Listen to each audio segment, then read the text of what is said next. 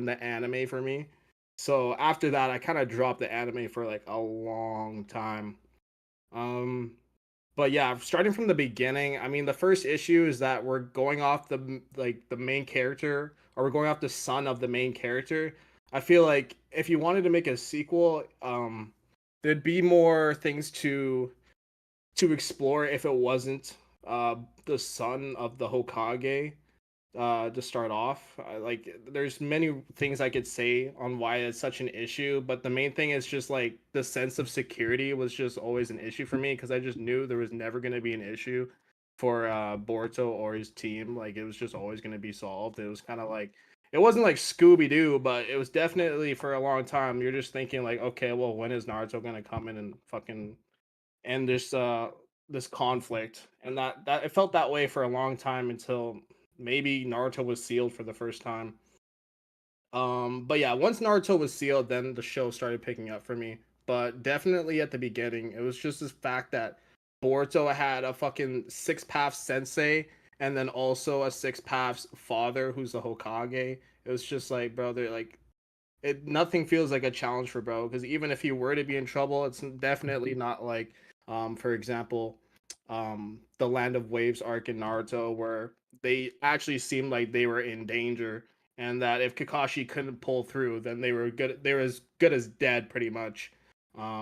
So yeah, the first issue with Boruto for me overall, I'd say it was just the fact, like the lack of like um or I'd say it'd be the first issue is the fact that there's too much like sense of security within the whole entire series. Like, they just felt like they were never in danger for me.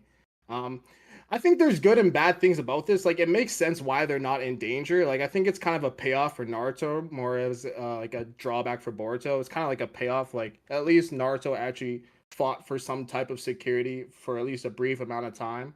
Because if it would have went the other way, where for example, say Naruto just died for whatever reason when Momoshiki invaded, I mean, that'd be kind of shitty as well, especially for OG Naruto fans because he wasn't Hokage for long.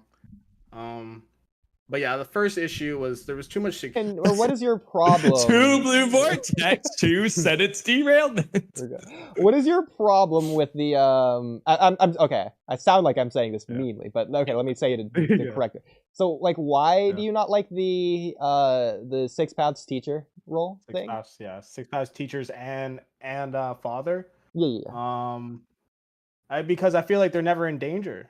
I mean, until Naruto was sealed for the first time. That was like the first time I felt like anything could go sour.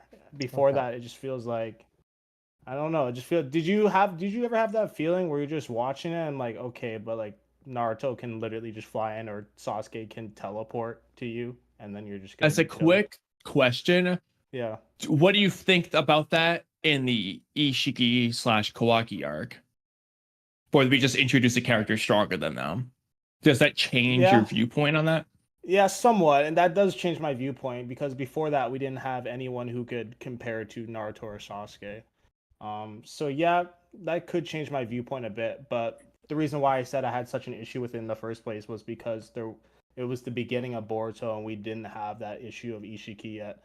Right. I would have never thought, like going back watching like when we were first watching Boruto, the part one, like the first like 65 episodes or whatever it was before the Kara arc, I would have never thought they were going to introduce anyone that could like compete with Naruto and Sasuke until like two Blue Vortex. I thought it was forever gonna be like those two guys are on top. So yeah, it definitely threw me for a loop when they first got rid of Naruto and sealed them away, because then I was actually like, okay, like shit could actually go down at this point. But yeah, for the first like however many episodes and however many chapters without Ishiki or the Kara Collective, it just felt like they were never actually in danger. Now I have two side questions. I feel like I'm stealing things from Oodie, so You I'll try are, to end it with this, Oodie, and then let you go.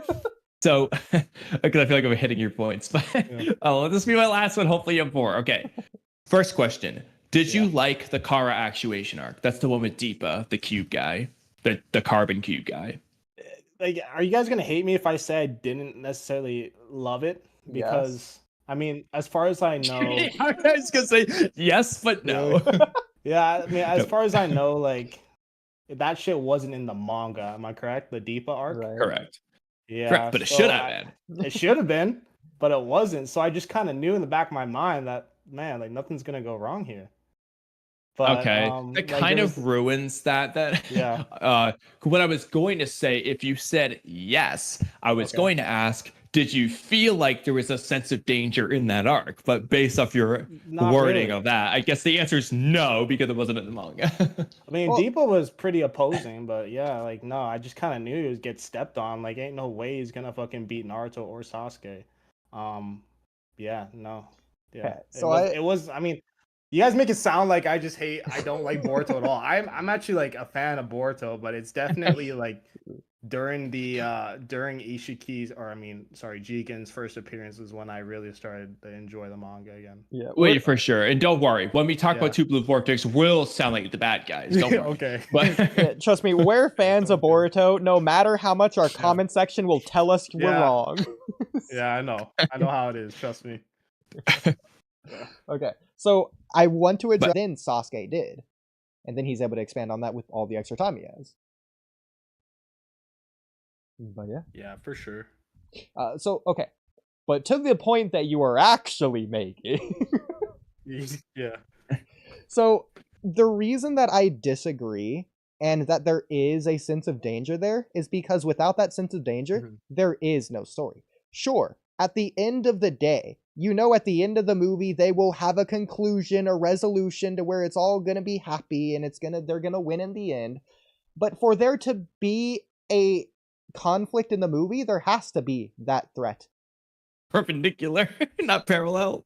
Okay, well, the Earth is Anyway. in peril, and the Earth remains in peril until Naruto's able to solve it at the end of the movie. So, for the duration of the entire movie, there is conflict, because during the duration of the entire movie, there is peril, because Naruto isn't able to solve it until the end of the movie. In fact, there is a ticking clock, which makes this relevant.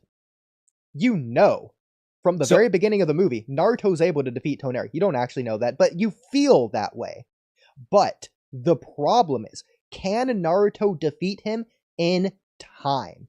That's where the conflict of the movie comes in that regard. Regardless of whether or not you feel he can defeat Toneri, can he defeat him in time? At the end of the day, again, it's a movie. Of course he's going to win because it's a movie. Yeah. And you can apply that to Naruto, the Boruto movie. But there's no ticking clock here as well. But I feel, regardless of the ticking clock, Momoshiki is presented as a pretty strong threat. Obviously, Boruto's like the character here that is in worry. So like, Momoshiki arrives, he kicks Naruto away. Boruto's facing him, and nobody's there to save him. If Momoshiki wanted to, he could have killed Boruto in that moment. There's nothing Naruto could have done. It doesn't matter how strong Naruto is, because he's not in the picture. He's been written out, quote unquote. And Sasuke wasn't there at the time, at that moment, either. Yeah. And then, you have immediately after that, Momoshiki captures Naruto. So then once again, Naruto's not relevant to save the day at this moment. In fact, they have to go save Naruto's day. Naruto's the one in danger there. Then you have Sasuke, who, sure, that's Sasuke. He can go save Naruto. But they introduce to you the very beginning of the movie, to where he's like equal with Kinshiki, if not losing. And to be fair, he's losing because of the chakra drain. We know that in the movie, that's why he leaves. But it's implied the Dragon Ball situation, to where Momoshiki is supposed to be stronger than Kinshiki. And if Sasuke can barely contend with Kinshiki, and he's also having to teleport to Momoshiki, by the way, so he should, again, be barely able to contend with Kinshiki and have to leave anyways. But if he can barely do that, how is he going to do that and Momoshiki? So that sense of stakes and that threat level is there. You don't know whether or not Sasuke and Naruto can save the day, because Naruto already has failed, and in a way Sasuke failed at the very beginning of the movie, so how in the world are they going to overcome Momoshiki and Kinshiki together to go save Naruto? Yeah, So what I will, I real quick, I could be wrong.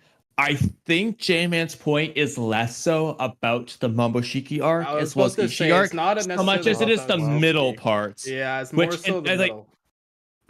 correct me if I'm wrong. My guess is that after seeing the Momoshiki arc and seeing what Naruto and Sasuke could do and what they did do, my guess is that J-Man always felt like not just that they could solve the problem, but that just as they basically solved the problem in the Momoshiki arc, I'm guessing you felt like at every arc, Naruto and Sasuke would solve the problem. Not that they could, but they would.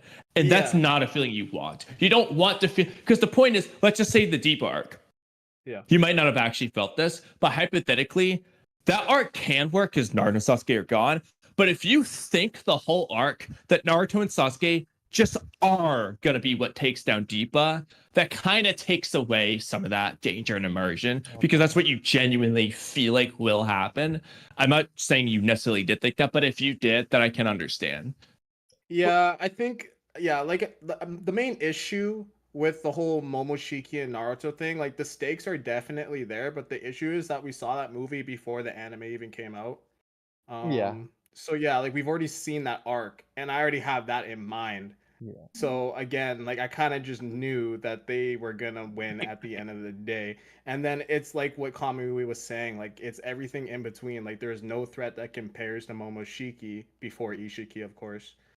So obviously, like there's not gonna be too much of an issue for them. But Actually, it's funny you say that. what Kamui was saying though, like they might not always be there to save Boruto, and Boruto's life might be in danger, but do I really care about Boruto in the first like 50 to 60 episodes? No. Like he could die and I'd be completely okay with it.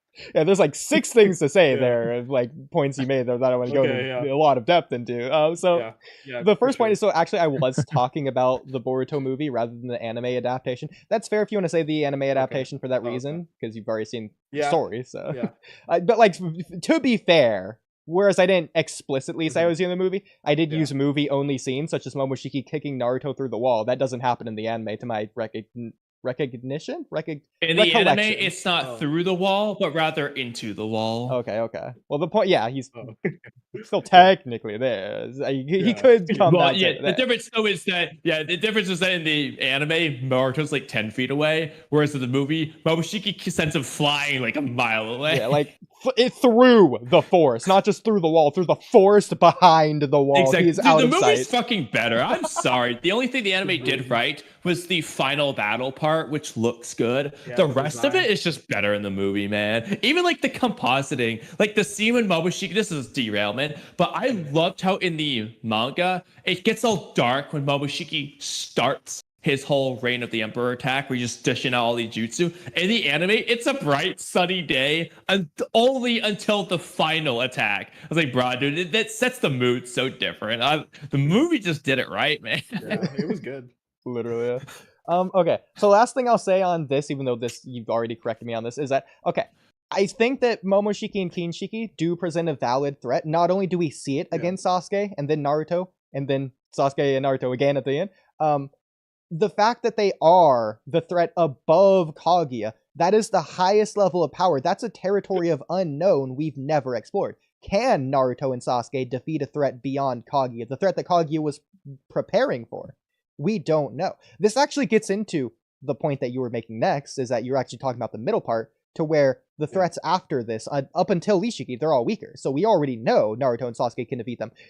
Don't get me started on my The Walking Dead Rick Grimes example that Kamui's heard 30 different times. So this works perfectly. This is exactly what I'm talking about when I say that. This is the reason why, because I'm assuming you don't know screenwriting, but you're coincidentally, ironically, proving my point that this exists. So when you defeat a villain narratively, like Rick Grimes, he'll defeat Shane from The Walking Dead, the next villain has to be stronger narratively than Shane in order to present a threat to our protagonist, because we've seen our protagonist take down a threat on the level of the antagonist. So we know that now. So if they face a threat on the same level or below, we've already seen what they'll do. Why wouldn't we think they would do the same thing again? And then we already saw them win. We know they would win. So the only way to have that tension that those stakes, that sense of threat, is by introducing an antagonist that actually pushes our protagonist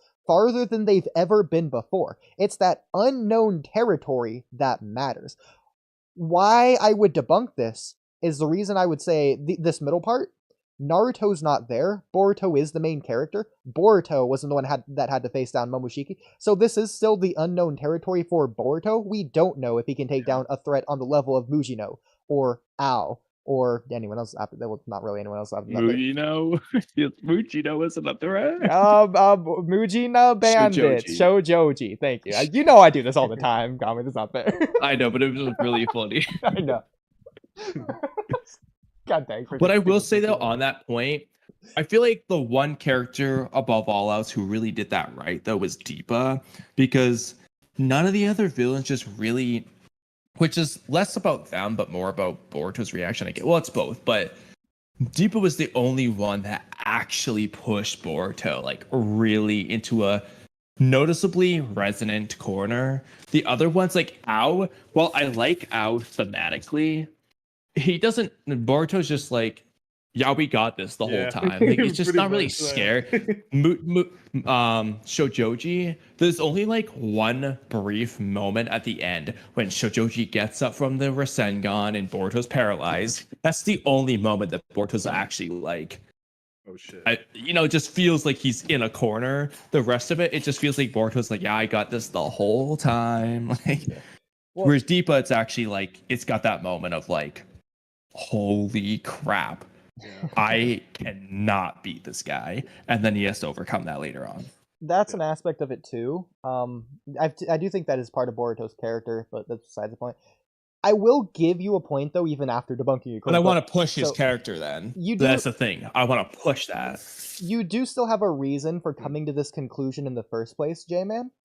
That reason is the fact that Naruto and Sasuke weren't written out. So at any point you think they can just show up and save the day, because why couldn't they? Why wouldn't they? And just to reference into reference, exactly. They actually do this in the Boruto anime. The Byakugan arc. Yeah. Naruto does just straight up get rid of the bad guy at the end. Yeah. Just fly over. And there's a reason that he doesn't do it until the end. The bad guy's winning and Naruto just shows up. But there's a reason that they don't do it until the end. Because they wrote him out. They have to write him in order to write him out. He's doing other things at the time. If you could have him be doing Hokage office stuff and just show that or whatever. The point is you're still giving him a reason to not be there rather than ignoring him. Was there a reason in that arc? He has to give. Was there a reason why not? Yeah, the citizens are basically like brainwashed, but like under Genjutsu, and Naruto has to give the speech to them. Can he just shadow clone himself? Okay, I didn't really remember. Well, I think I think that is what he does. I think that was a shadow clone. Yeah, I'm pretty sure he does actually do that. Yeah, it's a KCM shadow clone. Yeah, I'm pretty sure he does do that. Yeah. But either way, well, actually, is he even written out then if he's just using shadow clones? You could have shadow clones just running around the village, running around the whole world if he wanted to, couldn't he? Yeah. So is he really written out? Okay, but no, because he is written out because. Like we saw in the Father-Child Day novel, he's too tired to do that with the clones because he's doing Hokage work all the time. And so you just have that, which you already do have that in the Momoshiki arc, the first arc. So you just include that in that. But if he's doing the shadow clone in this arc, then that kind of just doesn't work. Filler. Shut up. So, which is it? Yeah, at this point, the anime is filler. So, okay. Unfortunately. So, again, though, you have a point here. Because they aren't written to be written out. To be fair, they are still written.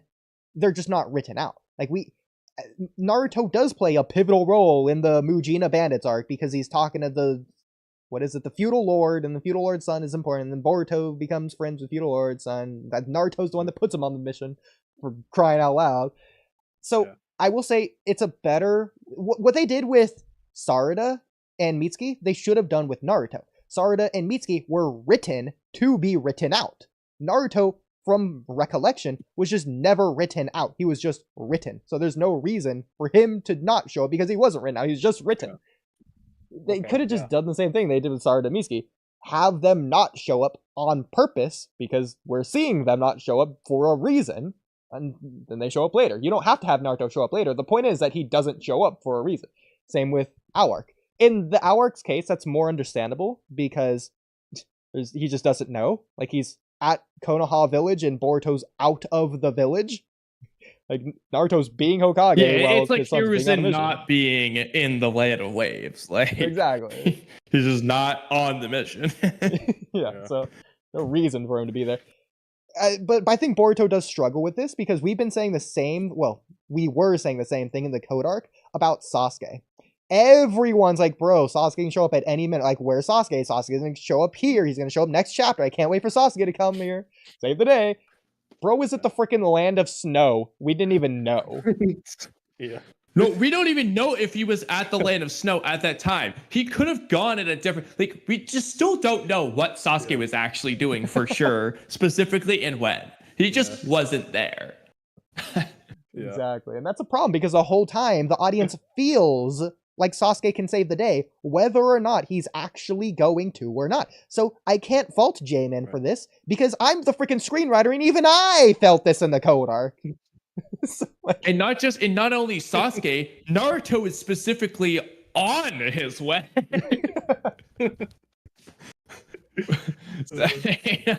Granted, they did what they did with that, but yeah, Sasuke was never actually written. He just disappeared, and that was it. And they didn't even retroactively really tie it in. It's just kind of, I don't know, it's just weird. Like, so I do think that okay, this criticism exists and it's fair, but it's invalid, but it's still fair because you feel this way, even if it's wrong, but you feel this way for a reason. They were written in, and you I could think say he has a valid reason to feel this way. he has a valid, yes, he does. Tough. Yes, he does. Because this is the Boruto story's fault for not writing them out properly or effectively or enough of a way. I don't remember because this kind of proves the point, the fact that I don't remember whether or not they wrote him out or not, because that tells you they didn't write him out effectively. In which arc? Yeah. Which arc? The Mujina Bandits arc specifically. Like, I remember that Sarada and Mitsuki were on a mission, so that was an effective way to write them out of the story, and they can show up later. With Naruto, I don't remember if they did do a thing of writing him out there.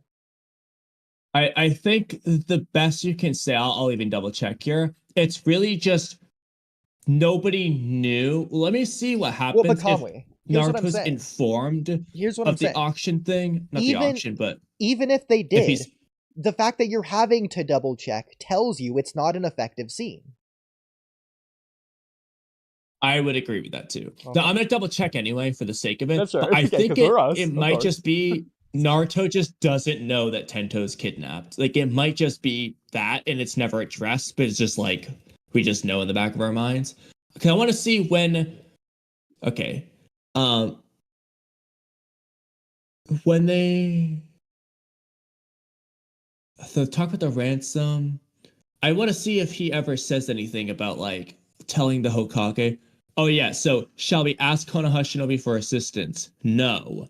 Blah, blah, blah. So the dad, the feudal lord, doesn't tell anyone, which is, I guess, the reason why. But it's not really writing Naruto out. It's just not writing him in. Yeah, like, exactly. Essentially. But that's the thing. To write a character out, you have to write them. Like, again, they're writing the character out. You got to write them to write them out. And you know what's actually funnier? Now that I think about it, Naruto doesn't even directly give work to this mission. It's actually Konohamaru. So the most Naruto is in this chapter is in chapter 11. He's talking to Abiki about the Katasuke situation. And then Mirai says something. And then Boruto's cell, they did it when they captured, like, the fodder, Mujina bandits. And then they're talking about Shoujoji, and then it cuts away. And that's the last we see of Naruto, to my knowledge. So, okay. In fact, I think talking that makes it worse. Talking about the Mujina bandits, basically. That makes it worse. The fact that Naruto didn't He knows about the Mujina bandits, and we don't know why he's not there. Yeah, no. Because Naruto didn't even give him a mission, that's almost, in a way, you can almost excuse that as Naruto's doing something, which is a way to write him out, because he's being Hokage. this is also so we don't even have that excuse because this is also after he made the compromise directly coming out of the previous arc where he's not going to be Hokage as much to focus on his family. He's actively going against that here, and we just don't know why. He's not being Hokage. What else is he doing? Exactly. Yeah, so they didn't write him out there. It's just bad. He should have showed up. I agree now. You convinced me.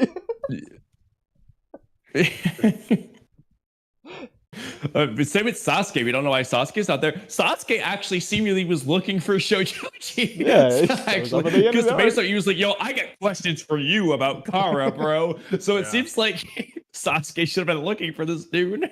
Well, I think that's just because Ibiki told him whatever, or maybe Boruto, but that's I know, but it's funny. But just looking at it from that perspective makes it funnier. Okay.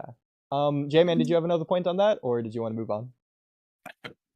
No, I think everyone kind of agrees where I stand. It might not be completely correct, but yeah, I think I'm good with that statement. Well, I think it is wrongly correct. Yeah, fair enough. Fair enough. I don't know. I just think the only arc that's in contention would be out arc / car actuation arcs. I think every other time it just does apply. Yeah. Because we just addressed, it's completely valid in Muji and the Bandits. So the question is it valid in the out arc? In that case, Naruto assigned a mission to Boruto. He doesn't think it's a bad one. Naruto doesn't have any reason to fear for Boruto to just help Katasuke, with his ninja tools. You know what I mean? Like it just guard him while he goes to his freaking office. He's not expecting anything. So I feel like that could count as Naruto being written out. In fact, I feel like this idea is reinforced in the prophecy arc when everyone just jumps in at the last minute to save the day with Boruto versus Walky on the Hokage Stone Monument. That could have happened at any moment, and retrospectively, seeing that, we can apply that to any moment. Naruto could have done that in Muji no Bandits at just any moment. It's in the series. It's right there in the prophecy arc. They're literally doing that. It's wild. Or the code arc, technically, although they don't save the day in the code arc, but they do just show up. Or Sasuke, actually, in the Kawaki arc, he just shows up out of nowhere in Jigen's dimension. It's the most out of nowhere as it gets. It's a different dimension. Bro just popped up. That's exactly what I'm talking about, though. There's no reason. Yeah, the prophecy arc is also out of nowhere. In the Boruto movie, Sasuke showed up in the Chunin exams to save Sarada from Kinshiki out of nowhere. Yeah. At least in the code arc, Naruto's written out until he arrives. Him traveling there is still quote-unquote writing him out because he's not there yet. Or him just not knowing and Boruto leaving until he figures out he's still at his home. He's talking to Mawari and Hinata. He's going into sage mode. He's stalling for time, essentially. For the audience, anyway. It's being written out in that way. That's a proper write-out, but the prophecy arc, just everyone showing up, or like you're saying, just Sasuke just randomly dropping out of nowhere to save Naruto. That is just perfect timing. That is literally Sasuke in the Boruto era in a nutshell. Bro shows up out of nowhere at the perfect time, or he just never appears at another time. There's never any right in, right out. Bro just spawns and despawns. Literally, it's the honest truth. Every step of the way, just shows up. Oh, he just magically appears at Boruto's doorstep. Bro really just teleports in and out.